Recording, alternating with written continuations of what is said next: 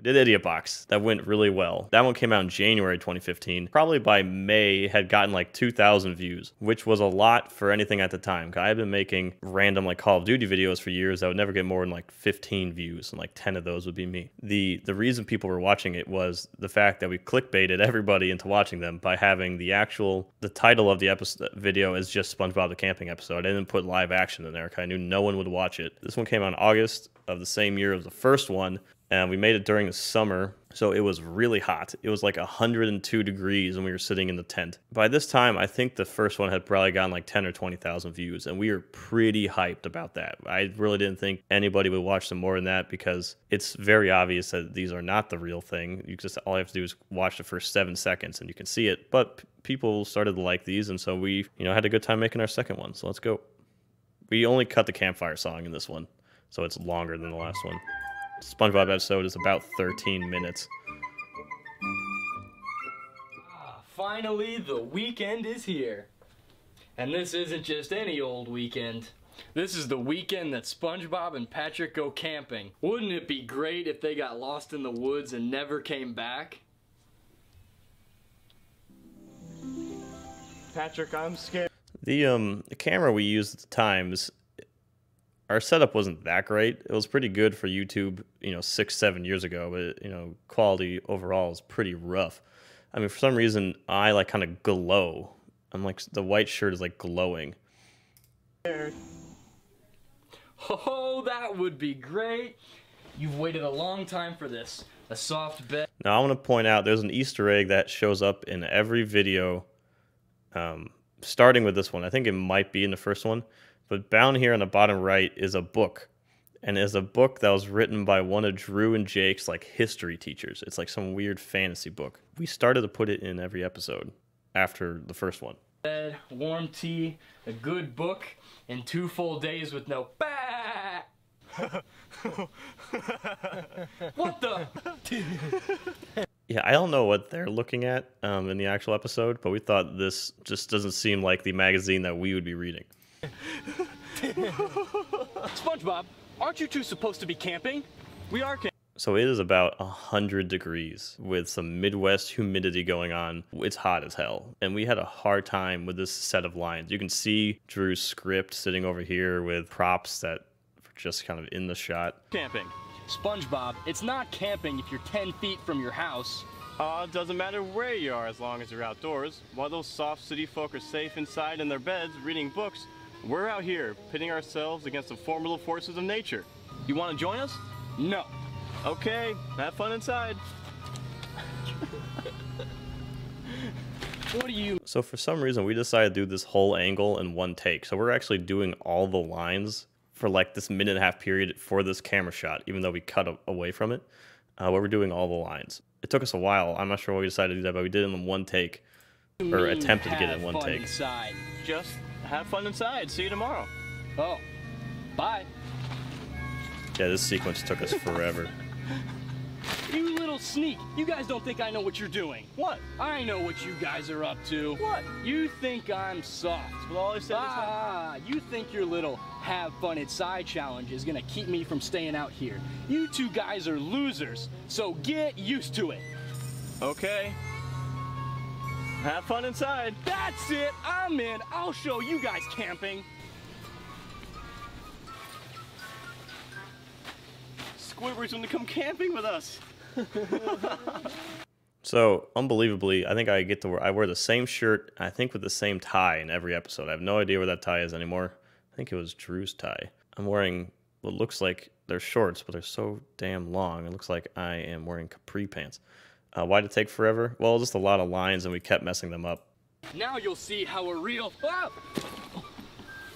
outdoorsman does it.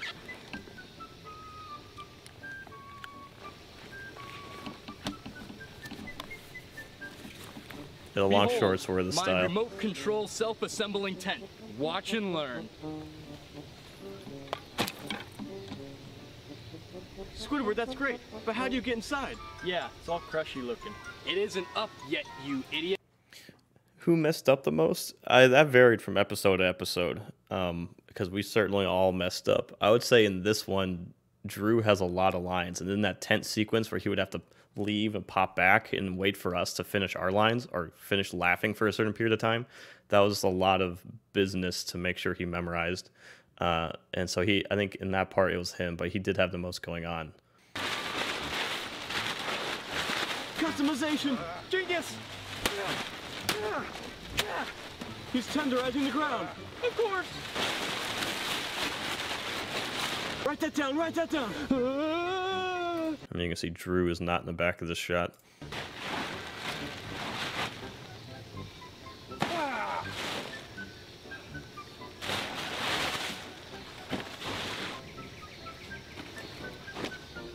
But what could compare to just lying out underneath the stars? Yeah! 20 minutes later. Well, I've worked up an appetite as big as all outdoors. Time for a little grub. I suppose you two are gonna stew up some sticks and rocks, right? Nope, we got something even better. Marshmallows. Just like the astronauts eat. You know, so in the real episode, you know, they are wearing like fishbowl helmets.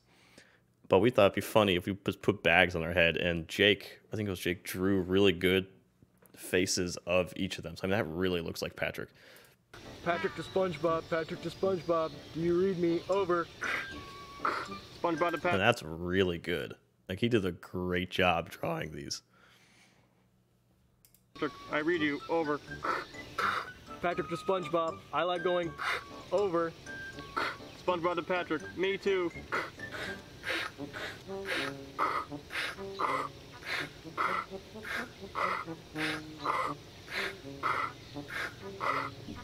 SpongeBob to Patrick.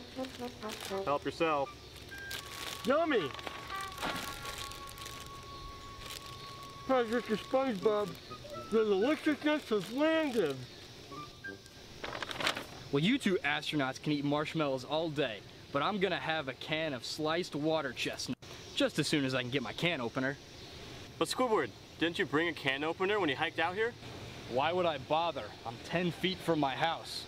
But this is the wilderness. It just doesn't seem to fit the camping spirit. Pretty weenie. All right, give me a marshmallow.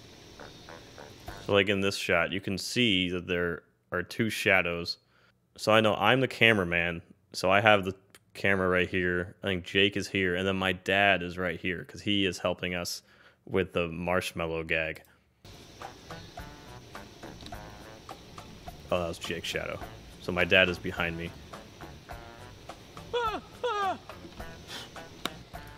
For Drew getting a hit, we had marshmallow fluff on the spoon, and we would flick it at him.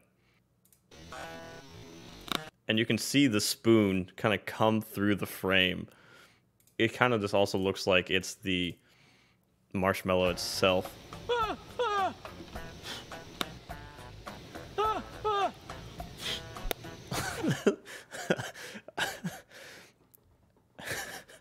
Damn, he really just gets smoked with. So you can also see that Drew has gone through a couple more times of the marshmallow in between the shots, because in the first one, he just gets hit in the neck when we come back to him. And he is covered in way more, and that really, really smacked him. What food is scored to have in the actual episode? I don't know. I thought it was sliced water chestnuts.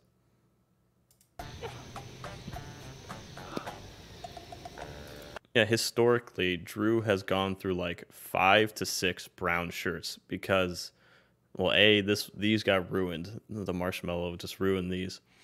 And there were a couple times where we I think after Graveyard Shift, I thought we were going to stop making them. And so he donated his brown shirt to Goodwill, and then we decided to make them again, and he's like, oh, I got to buy another shirt. And he also continued to get taller, and some of his shirts didn't fit him. And so Drew probably went through 6 brown shirts. I think we've gone through 2 or 3 of Jake's swim trunks. And I think generally my outfit has pretty much stayed the same the entire time. So that was the fact that actually worked out. So we just counted 3, 2, 1, and the marshmallow was never going to hit Drew in the head.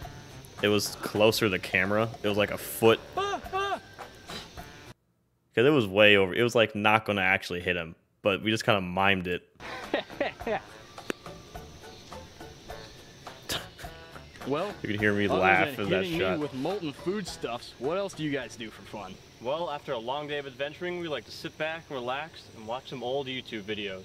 If And so here is where they sing the campfire song, but instead we're like, oh, we're gonna sit back, relax, and watch our own YouTube videos. have Wi-Fi. And now we're gonna get Reactception. Watch.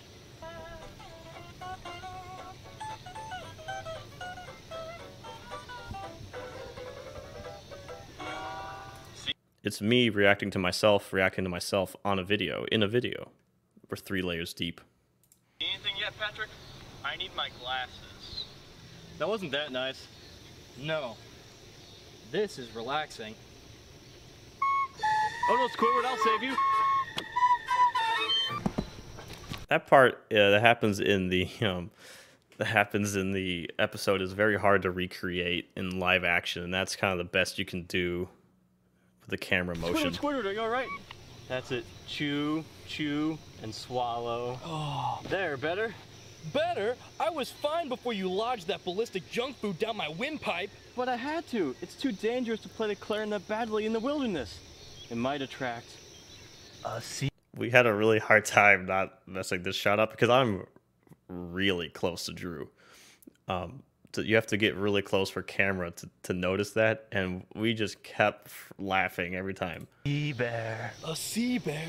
You mean like the ones that don't exist? What are you talking about? There's no such thing. It's just a myth. Oh no, Squidward. Sea bears are all too real. It says so in the Bikini Bottom Inquirer. I had Drew make these, and they're awesome. I still have them somewhere. I think they're hilarious. I married a sea bear. And Fake Science Monthly.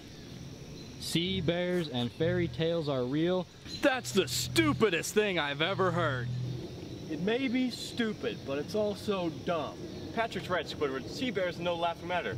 Like this one time, who I met this guy, who knew this guy, who knew this guy, who knew this guy, who knew this guy, who knew this guy, who knew this guy, who knew this guy, who knew this guy, who knew this guy, who knew this guy's cousin. You're right. I should be more careful. In fact, why don't you tell me all of the things I shouldn't do so that we can keep the sea bears away? Okay, that's easy. First off, don't play the clarinet. Okay, then what? Never wave your flashlight back and forth really fast. Flashlights are their natural prey. You're kidding. Don't stop around. They take that as a challenge. Yeah. Go on. Don't ever eat cheese. Wait, sliced or cubed? Cubed, sliced is fine. Yeah, and? Never wear a sombrero. In a goofy fashion. Or clown shoes. Or a hoop skirt. And never, Ever. ever, screech like a chimpanzee! Wow, that's amazing. I didn't. It's really hard to do that sequence of dialogue in live action, because like they would, for the actual episode, they would just have each of them say their line and then lay it over each other, but to like speak intertwining and then to say things at the same time is very hard. Go on. Don't ever eat cheese. Wait, sliced or cubed? But this sequence where Jake and I are talking, Cubed, or like slice is fine. in Yeah, between, yeah, it was and? very hard. Never wear a sombrero. In a goofy fashion. Or clown shoes. Or a hoop skirt. And never, Ever. ever, screech like a chimpanzee! And that's also very hard to do. Wow, that's amazing. I didn't know how many things could set a sea bear off. They're horrible. And suddenly, I have a sense that we're all in danger. Why? Just a feeling. No! That's probably my worst acting. No, Squidward, please don't! A sea bear's sure to come and eat us. Don't worry, Patrick. Also, since we're not in sand, they draw with a stick. They take a stick and they draw a circle in the sand, but we had spray paint. I'll make an anti-sea bear circle on the grass. Good thinking. All the experts say it's the only defense against the sea bear attacks. Which you cannot see. You guys are so gullible. See, I did everything you said that attracts a sea bear, and nothing happened. If they really exist, why didn't one show up? Maybe it's because you're not wearing your sombrero in a goofy fashion. Oh, what do you mean, like this? So in the episode, his sombrero, he kind of cocks it to the side, and the sea bear puts it upside down. But we could not get it to sit on his head like that, so we just had the sea bear knock it off, and the sea bear is played by my younger brother, Jonathan. No, like that.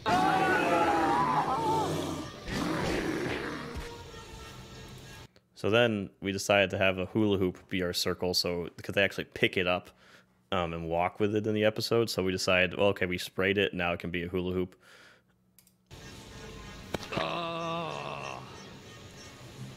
Squidward, are you okay? No. Quick, jump inside our anti-sea bear circle before he comes back. Yeah, sea bears often attack more than once. Are you crazy? A dirt circle's not gonna stop that monster. I'm running for my life. Don't run, sea bears hate that. Yeah, he looks really tall in I guess I'll just limp home then. They hate limping more than running. Well, I guess I'll just have No!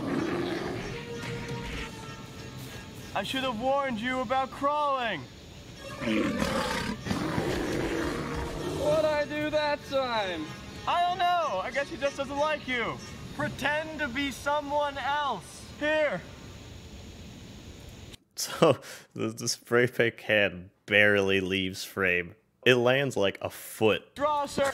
off screen. Okay. That was an oval.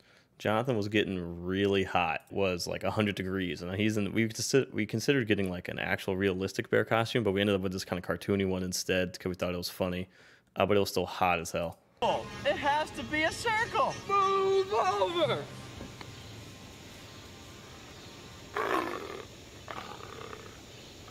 What? It actually worked? You guys Jonathan was saved like my in 8th life. grade at the time. Yeah, thank goodness it was a sea bear. This thing would never hold back a sea rhinoceros. What attracts those? The sound of a sea bear attack. Good thing we're all wearing our anti-sea rhinoceros undergarments, eh, Squidward?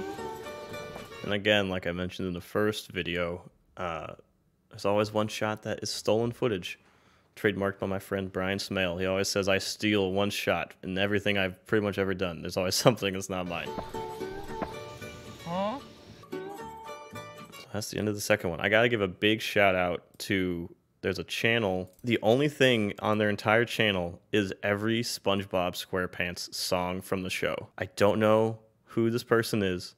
I don't know why they did this. But 11 years ago, Monsieur Commando Man uploaded every sound effect, every song, every something that's ever in a SpongeBob episode. And that's how I found all the music for these. Like even those stingers. So this guy uploaded every single piece of SpongeBob music with the correct title.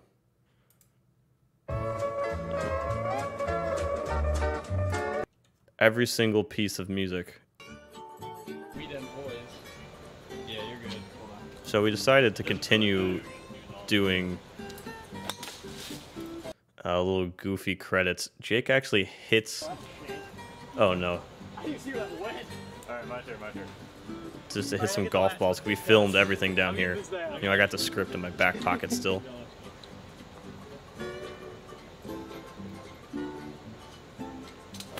Little practice swing.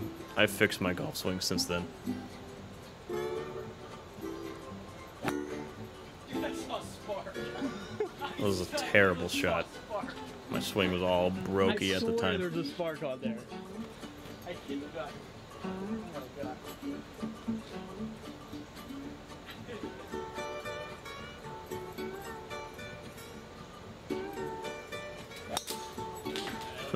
Drew made good contact, but that ball was bending. And then my dad, who actually plays golf, decided to hit one. It's because when I swing, That was pretty funny. like, Oh, you wrist goes like, you go like this, or Alright, watch like this. Yeah, it was awful. But that was hilarious. So that's our first two SpongeBob videos.